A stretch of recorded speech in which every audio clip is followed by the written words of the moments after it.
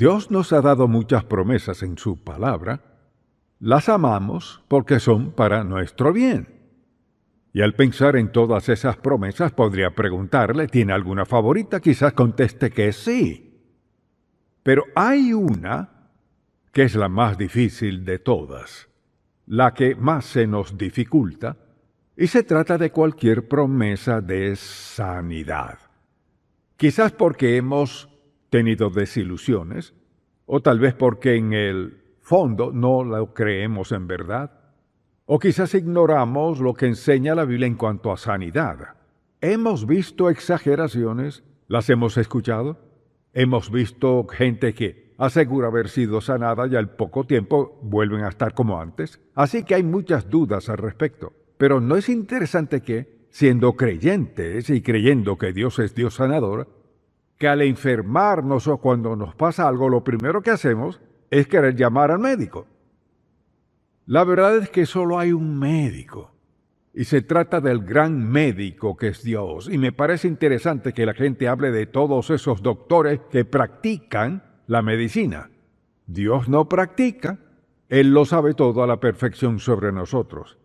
Y no es interesante que sabiendo quién es Dios, que primero corramos al médico, y cuando ya estamos desesperados es cuando oramos. ¿No cree que debería ser a la inversa?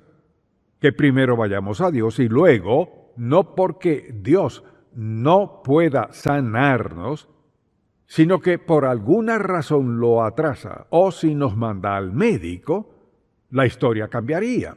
No me opongo, los médicos son necesarios, Dios lo llama. Es interesante que el apóstol Pablo, tan consagrado que era, con la gran fe que tenía, uno de sus compañeros fue el doctor Lucas, quien le acompañó en la cárcel en una ocasión. Entonces, ¿qué del tema de la sanidad? O sea, si en verdad creemos que Cristo es quien dice ser, que Dios es el gran sanador, ¿por qué no ir a Él primero? Pero Dios sigue dedicándose a sanar y sigue dedicándose a hacer milagros, y lo hace conforme a su voluntad y en su tiempo perfecto. Y en este mensaje deseo que veamos qué dice la Biblia sobre sanar. Para comenzar, le invito a acompañarme al libro de Génesis. Y aquí vemos la primera vez que Dios sanó a alguien con Abraham y Abimelech en Génesis capítulo 20. Vayamos un momento al versículo 17 de Génesis 20. Veamos. La Escritura dice, entonces Abraham oró a Dios, y Dios sanó a Abimelech y a su mujer, a sus siervas, y tuvieron hijos. Porque Jehová había cerrado completamente toda matriz de la casa de Abimelech a causa de Sara, mujer de Abraham. Y usted recordará aquel incidente cuando él dijo, no, ella es mi hermana, y en verdad era su media hermana. Así que la Biblia dice que Dios lo sanó. Si vamos por un momento a Éxodo capítulo 23, quisiera que veamos allí lo que dice en el versículo 25 y note lo que ocurre aquí. Otra vez Dios se dedicó al asunto de sanar.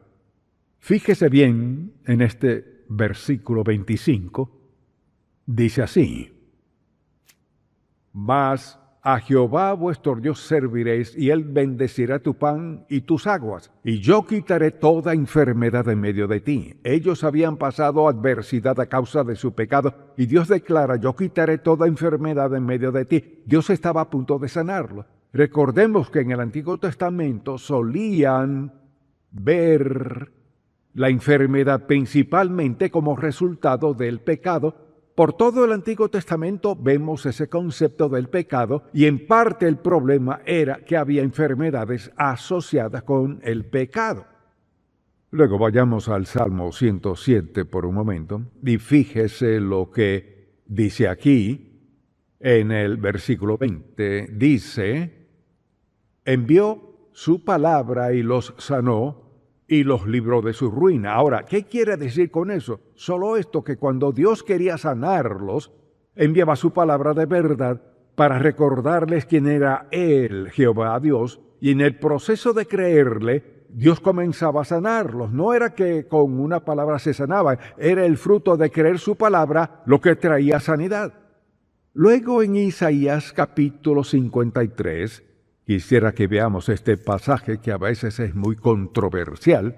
Isaías 53, y este es el capítulo que describe al Mesías, y dice la palabra en el versículo 4, ciertamente llevó nuestras enfermedades y sufrió nuestros dolores, y nosotros le tuvimos por azotado, por herido de Dios y abatido, mas él herido fue por nuestras rebeliones, molido por nuestros pecados.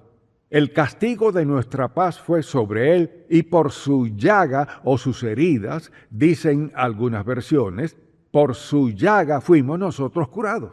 La pregunta es, ¿hay sanidad en la expiación? Es decir, por ejemplo, la expiación se refiere a que Cristo murió por nuestros pecados, así que diríamos que su crucifixión, su sangre derramada en la cruz expió nuestros pecados. Por tanto, cuando le pedimos salvación es como resultado de lo que él hizo en la cruz.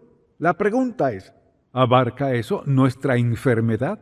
Recordemos que todo lo bueno que nos viene llega mediante la cruz. Por ella tenemos una relación con Dios, de lo contrario estamos separados de Él. Nuestro bienestar está en la muerte expiatoria de Jesucristo, pero todo lo que abarca la muerte expiatoria de Cristo nos viene de vida. Por ejemplo, todas las bendiciones del cielo hay que remontarlas a la cruz. Así nos reconciliamos con Dios, llenó nuestro corazón todas sus promesas. La sanidad es fruto de su obra en la cruz, pero no significa que seré sanado cada vez que se lo pida a Dios, porque esa es una de las bendiciones de la cruz. Hay muchas, pero esa, por ejemplo, no me garantiza que sea sanado cada vez que se lo pida a Dios y en ese instante. Así que si alguien pregunta, ¿hay sanidad en la expiación? Sí la hay, pero no cuando sea y como sea que la querramos, porque Dios no actúa de esa manera. Entonces, al leer la Biblia nos damos cuenta de que Dios estaba muy interesado en el proceso de sanidad de la nación de Israel, aún le interesa hoy. Veamos ahora la vida de Jesucristo y lo que dijo, porque es muy importante. ¿Cuál fue la parte principal del ministerio de Jesús? ¿Acaso fue enseñar en el Sermón del Monte? ¿O sus viajes? No, fue sanar. No significa que haya sido lo más importante que hizo. Lo más importante fue ir a la cruz. Eso fue lo más importante que hizo. Lo segundo importante que hizo fue enseñarle a la gente quién era Él, cómo vivir, cómo ser salvos y todo lo demás. Pero notemos que Él tuvo que confrontar. Le invito a acompañarme a Mateo 8 y veamos desde el versículo 14 del capítulo 8. Dicen, vino Jesús a casa de Pedro y vio a la suegra de este postrada en cama con fiebre. Y tocó su mano y la fiebre la dejó. Y ella se levantó y le servía. Mire, la Biblia dice que solo la tocó y la fiebre la dejó. Recuerda a la dama que se acercó a él sin que la viera. Había mucha gente moviéndose, dando empujones, lo tocaban. Y Jesús sintió que salió poder divino de él. Cuando ella tocó tan solo el borde de su manto, eso sería como tocar el ruedo o el dobladillo del pantalón de un hombre o el vestido de una dama. Él lo sintió. Así que Cristo se dedicaba a sanar individuos, pero no solo sanaba individuos, sino también a multitudes de personas. Si nota aquí en este capítulo 14, el versículo 34, lo que dice de las multitudes y lo que sucedía, veamos lo que dice la Biblia. Y terminada la travesía vinieron a tierra de Genezaret. Cuando le conocieron los hombres de aquel lugar, enviaron noticia por toda aquella tierra alrededor y trajeron a él todos los enfermos y le rogaban que les dejase tocar solamente el borde de su manto, y todos los que lo tocaron quedaron sanos. Una y otra vez vemos a Cristo haciendo lo mismo, o sea, a donde sea que iba, le seguía una multitud. Y esto es muy importante por lo siguiente. La razón por la cual él sanaba a individuos y a multitudes es porque esa era la manera de Dios de comprobar quién era él en verdad, que no era otro predicador más de paso por el pueblo, era el Hijo de Dios, para poder grabar eso en sus mentes, para que quedara claro sin lugar a duda que Jesucristo era el Mesías que habían estado esperando todos estos cientos de años. Así que el Señor Jesús sanaba una y otra vez y lo hacía en toda clase de circunstancias. Y, como dijimos, su propósito principal no era sanar, eso era una parte. Pero el fin primordial cuando sanaba era demostrar que Él era el Mesías, el Hijo de Dios, el Salvador.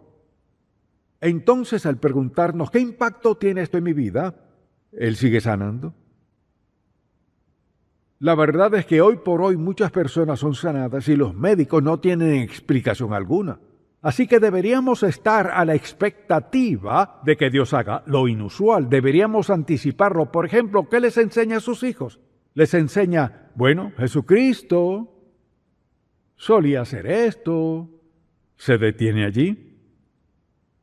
Al enseñarles de Jesucristo, solo les cuenta historias y les dice, así era Él, esto solía ser, pero ¿qué de hoy?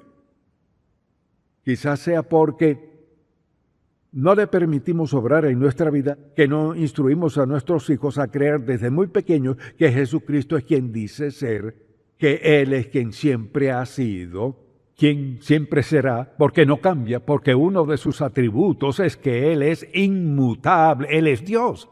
Y no necesita cambiar porque el tener perfección total y absoluta y todo poder, ¿qué hay que cambiar? Todo conocimiento, poder y perfección. Jesucristo todavía sigue sanando a la gente. Primero su espíritu, su alma y luego su cuerpo físico. Veamos un momento a los apóstoles. Recuerda que Pedro y Juan fueron temprano al templo a orar y se encontraron a un hombre acostado en la entrada del templo. Dice en Hechos 3, y era traído un hombre cojo de nacimiento a quien ponían cada día a la puerta del templo, que se llama La Hermosa, para que pidiese limosna de los que entraban en el templo. Al verlos quizás pensó, esta es una oportunidad de recibir algo mejor. Miró al apóstol Pedro y le dijo que quería algo, pero Pedro le dijo, no tengo plata ni oro, pero lo que tengo te doy, en el nombre de Jesucristo de Nazaret, levántate y anda, levántate y anda.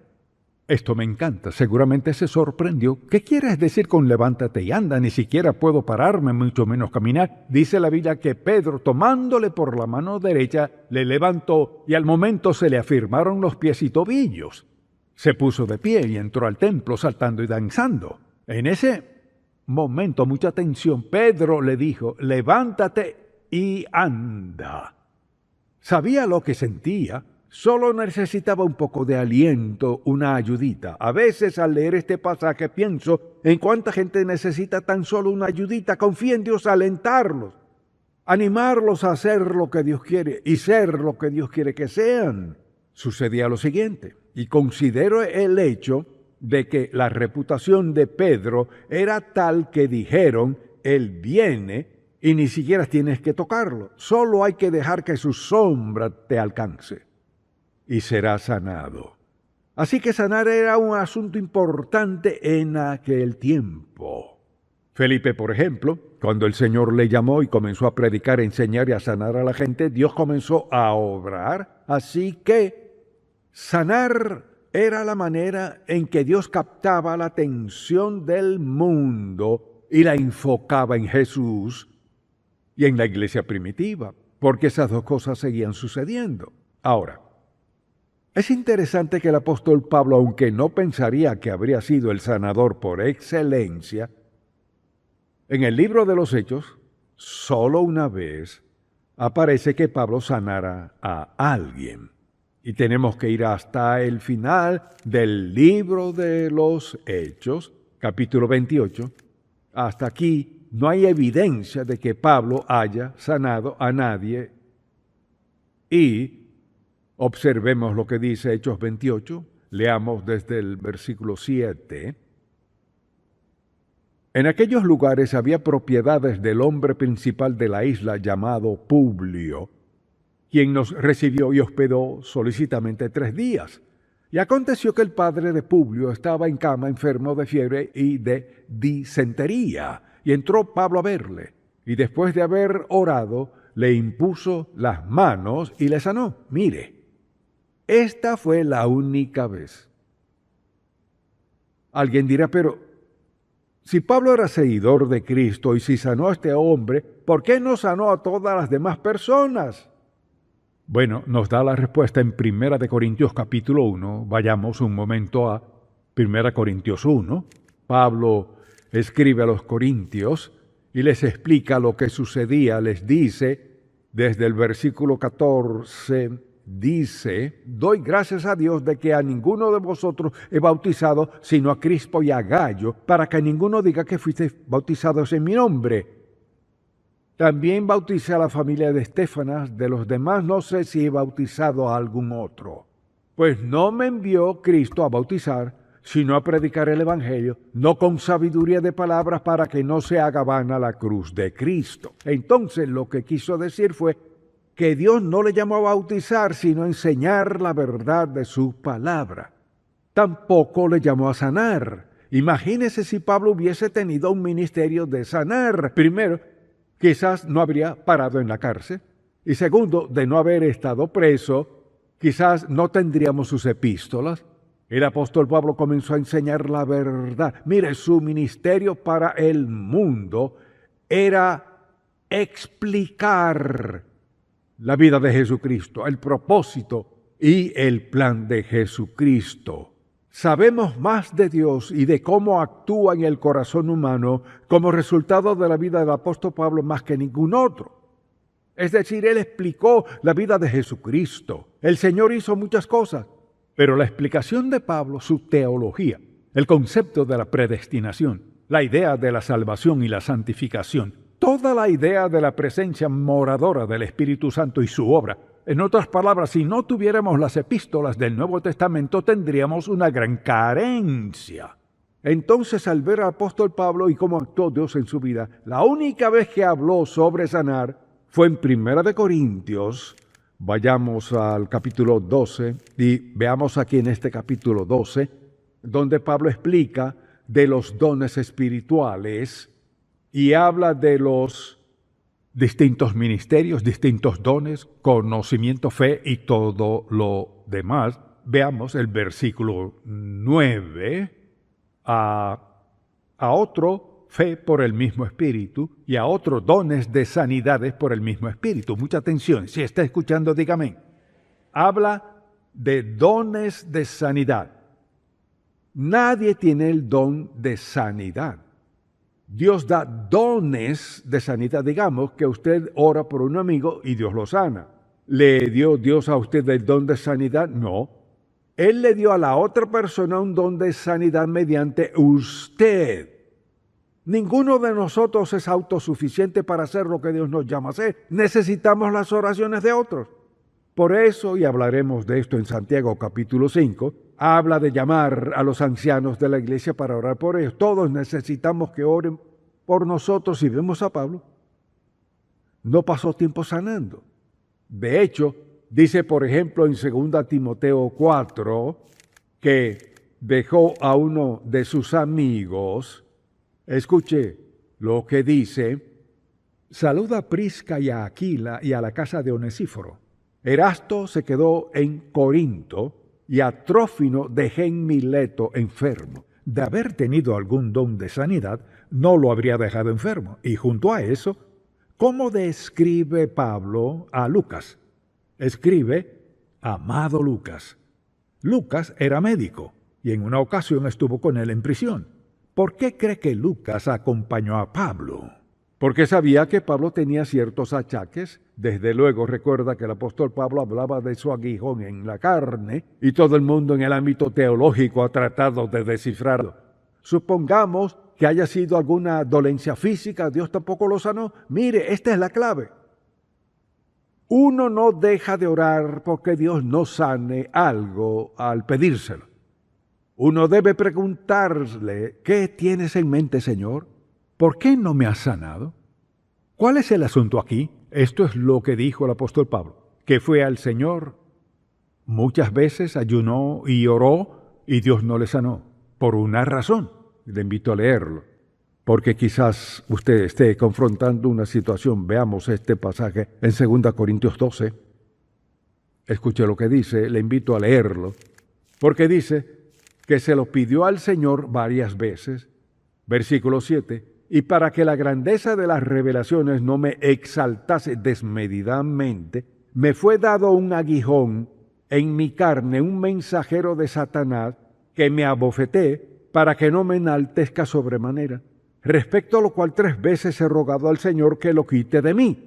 Y me ha dicho, bástate mi gracia, porque mi poder se perfecciona en la debilidad. Por tanto, de buena gana me gloriaré más bien en mis debilidades, para que repose sobre mí el poder de Cristo. Por lo cual, por amor a Cristo, me gozo en las debilidades, en afrentas, en necesidades, en persecuciones, en angustia, porque cuando soy débil, entonces soy fuerte. No tendríamos las epístolas que tenemos si Cristo hubiese sanado a Pablo al instante. Dijo, he aprendido a contentarme cualquiera que sea mi situación. Y él se encontraba en una situación adversa físicamente y muchos otros aspectos. Entonces, al enfermarnos, si Dios no nos sana, hay que preguntarle, Señor, ¿qué planeas hacer? ¿Acaso significa que Dios no nos ama? ¿Quiere decir que hay pecado en su vida? No necesariamente. ¿Significa que Dios desea hacer algo? ¿Quiere decir algo? ¿Quiere cambiar algo en nuestra vida? Sea lo que sea. Debemos ser receptivos a eso. Y al ver la vida del apóstol Pablo, fue el siervo que Dios escogió para explicar quién y cómo era Dios y su plan redentor, qué de la justificación y santificación, y qué de conceptos como la expiación y reconciliación. Grandes términos que explicó Pablo, además de la esencia de todo el plan redentor de Dios. Pablo no fue un hombre que sanara a la gente, era un hombre que sufría. El gran sanador lo fortaleció, iluminó, lo bendijo, lo levantó, le exaltó y nos bendijo a todos como resultado de su vida. Quizás usted se pregunte, ¿cómo me afecta eso? Primero, solo le diré que la próxima vez que usted tenga una molestia física, su primera reacción debe ser, Padre, ¿cómo reaccionar ante esto? Quizás Dios le diga, quiero que confiese en mí, o tal vez quiero que vayas al médico. Yo nunca le diría qué hacer en cuanto a ir o no al médico. No estoy en contra de médicos, Dios los llamó, estoy seguro. El asunto es que quiero estar consciente de Dios. Conscientes de que el Cristo que me salvó aún se dedica a ayudarme a andar por la vida en la presencia y el poder del Espíritu Santo. Quiero que mi mente se incline hacia Él y aceptaré lo que Él haga. Pero debemos quitarnos esa mentalidad mundana de ir corriendo al médico o auxilio. No estamos desamparados, dependemos de Dios. Cristo es mi Salvador, mi Señor, mi amo y mi sanador. Él no ha cambiado. Es una expresión de su amor. Entonces pregúntese, ¿confío en Dios? Mire, quizás usted esté dispuesto a confiar en Dios en algo material, pero no sé de algo que sea más material que esto. Sé que es material. ¿Puedo confiárselo a Dios? Claro, porque Él es Dios, es su Padre Celestial. Pido que el Espíritu Santo hable a su corazón y ponga su mente en Dios. Si usted ve televisión, hay tantos anuncios que dan esta solución y aquella, esta medicina, la otra, esta píldora, esta cápsula, y después de darle 2 razones para tomarle, le dan 13 que pueden matarlo. Sé que es así, ¿no es verdad? Totalmente. ¿No cree que sea más sabio ir a Dios primero? Y miren, nos están adoctrinando sin siquiera percatarnos. Nuestro Padre Celestial no ha cambiado. Él aún sigue sanando. Ahora, si usted no ha aceptado a Cristo como su Salvador, dirá, ¿cómo entro yo en esto? No entra. No tiene derecho a reclamarle nada al Dios Todopoderoso. Él es el Dios Santo. Solo tiene derecho a pedirle algo si antes ya ha aceptado a Cristo, su Hijo unigénito, como su Salvador. Su muerte en la cruz pagó su deuda de pecado Cuando usted esté dispuesto a pedirle perdón por sus pecados, rendir su vida a Él, entonces tendrá el privilegio, la autoridad y el derecho de pedirle que le sane o le ayude en lo que esté pasando. Fíjese, y Dios contestará su oración conforme a lo que sabe que es lo mejor y a su voluntad para usted. Es la decisión más sabia que tomará en su vida. Mi oración es que lo haga. Padre, cuán agradecidos estamos por haber hecho las cosas tan sencillas, nosotros las complicamos. Decimos amarte, pero a veces no lo demostramos. Decimos que creemos en ti, pero nuestra fe flaquea. Te pido que el Espíritu Santo comience a abrir nuestras mentes y corazones para reconocer que nuestros primeros pensamientos siempre deben ser hacia ti en cualquier necesidad. Oramos en el nombre de Jesús. Amén.